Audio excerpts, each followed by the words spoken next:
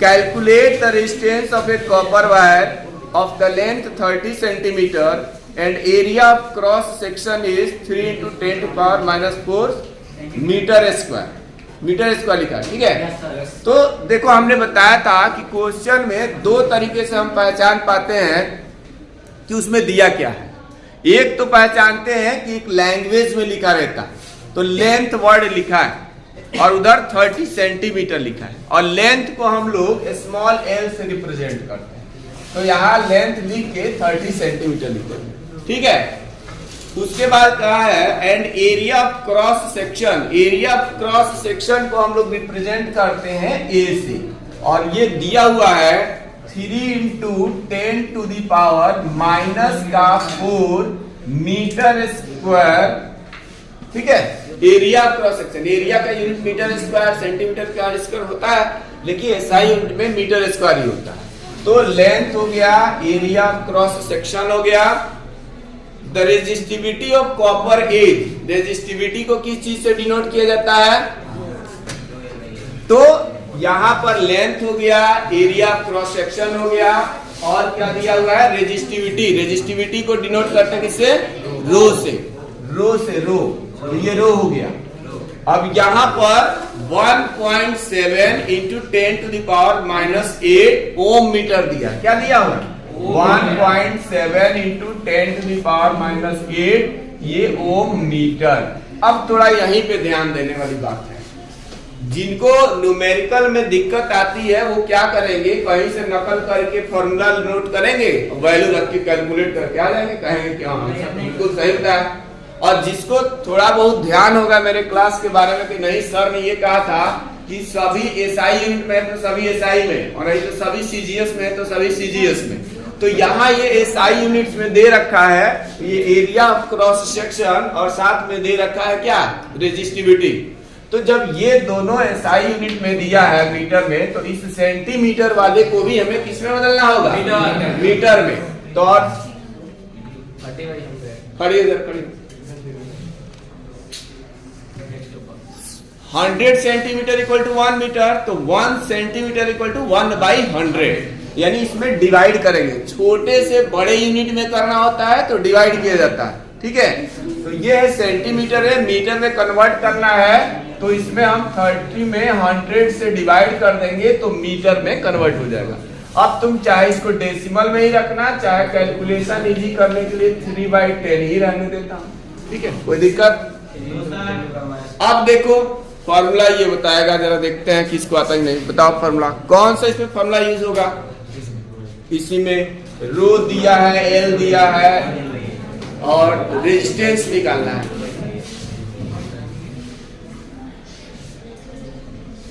बैठ जाओ, नहीं आता है तो थोड़ा ध्यान रखो। तुम बताओ तो भाई तुमको आता है कि नहीं? वेरी गुड, R = ρL/A, ये हम फॉर्मूला यूज करेंगे। बैठ जा तुम भी लड़की, लेकिन ध्यान से सुनो।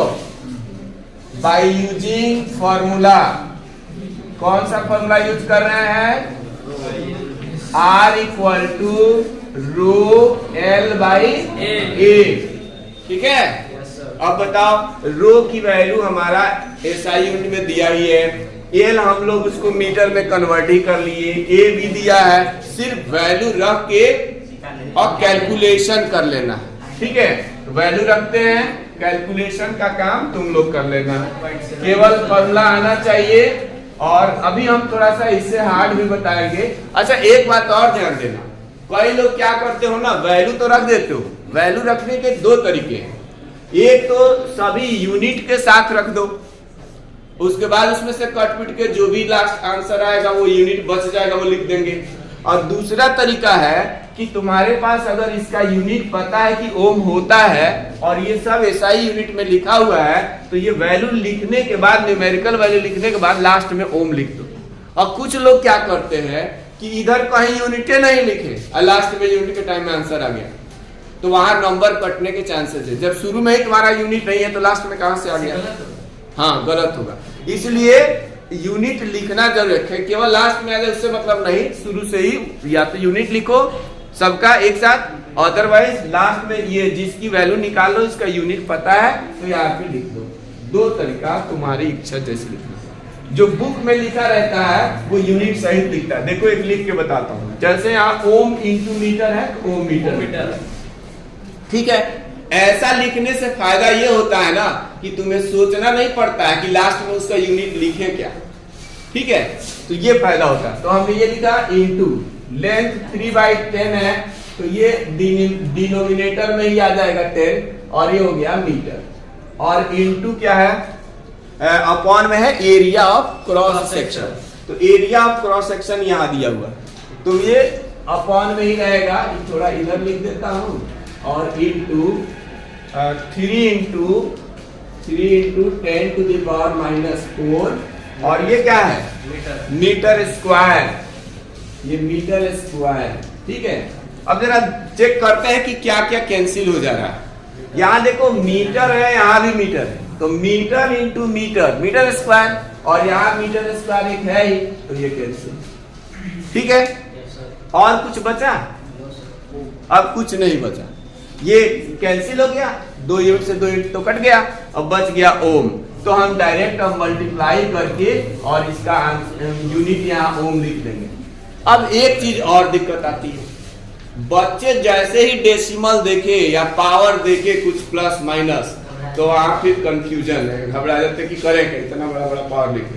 तो सबसे पहला काम ये करना, जिसको डेसिमल से डर लगता है तो उसको फ्रैक्शन में बदल देना, और उसके बाद जो है अगर 10 वाले पावर्स दिख रहे हैं तो ये तो मालूम ही होगा सबको, ये रूल एक होता है कि अगर कहीं a की पावर यहाँ -m है और ये ऊपर जाएगा तो a की पावर +m होता है ना। और इसी तरह से अगर ये माइनस का m होता निगेटिव और नीचे ले जाते तो प्लस हो जाता।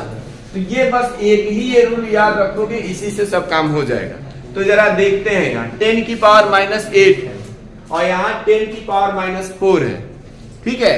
तो हम कोशिश ये करेंगे कि जो डिनोमिनेटर वाला जो 10 होता है, पावर्स होते हैं ना, उसको न्यूमरेटर में ले जाए। ऊपर वाले को नीचे मत लाना, ऊपर वाले को नीचे तब लाते हैं जैसे 100 तक है, 100 1000 तक तो चल जाता है, वो भी जब उसके साथ कुछ डिजिट होता हो, नहीं उससे ज्यादा हो तो तुम हमेशा ऊपर ही ले जाना, नीचे नहीं जाना। यानी 10 की पावर -4 है और ये 10 की पावर -8 है, जब ये ऊपर जाएगा तो कितना हो जाएगा, -8 और ये प्लस का 4, तो -8 में +4 करेंगे तो -4 बचेगा ना, सबको समझ में आ रहा है। तो हम डायरेक्ट यहाँ पे अब -4 ही लिख देते हैं, ठीक है। इसका साइन बदल गया, ऊपर गया प्लस हो गया, आई माइनस है तो -8 और +4 तो -4। अब यहाँ देखो 3 है और ये 1.7 है, तो 17 में 3 से मल्टीप्लाई तो सब लोग कर लेते हैं, नहीं कर पाएंगे। ये 17 51 यानी कितना, अच्छा वैसे उस मल्टीप्लाई करने से पहले देखो नीचे एक टर्म है, कट ही जाएगा, नहीं कट जाएगा, तो मल्टीप्लाई करने की जरूरत ही नहीं पड़ी। और ये 1.7 ऐसे ही रख दिया। अब जरा ध्यान देना, एक यहाँ 10 जो है ना हमने देखा नहीं है, नहीं तो एक ही साथ उसको सिंप्लीफाई कर लेते, लेकिन फिर भी ये 10 ऊपर जाएगा ना, तो ये क्या हो जाएगा, प्लस है तो माइनस हो जाएगा, तो यहाँ 10 की पावर कितना आ जाएगा, -5। तो यही आंसर हो गया। कोई दिक्कत है इसमें तो बताओ, ठीक है। देखो क्या क्या तरीका है। सबसे पहले क्वेश्चन को रीड करेंगे, रीड करने में वर्ड प्रॉब्लम, वर्ड जो लिखा था लैंग्वेज, उससे हम उसकी वैल्यू जान पाएंगे कि क्या दिया है। और दूसरा तरीका है उसके यूनिट से, इसको जानने के बाद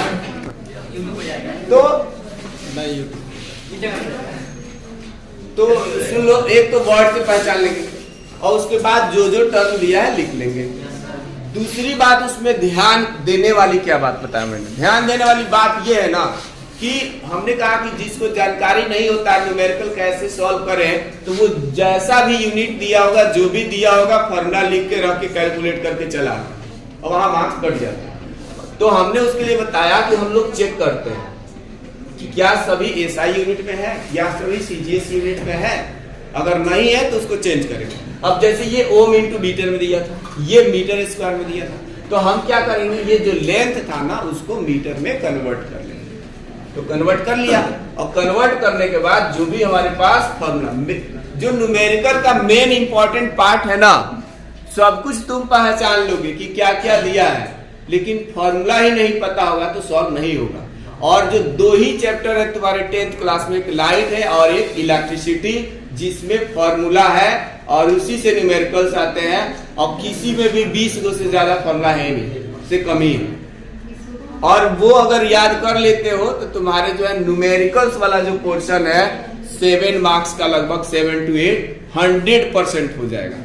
ठीक है, तो उस चीज को अभी भी थोड़ा समय है, जिसको भी न है हमसे ब्रेक टाइम में चाहे क्लासिंग में पूछ सकते हो, बता सकते हैं। नोट कर लो इसको।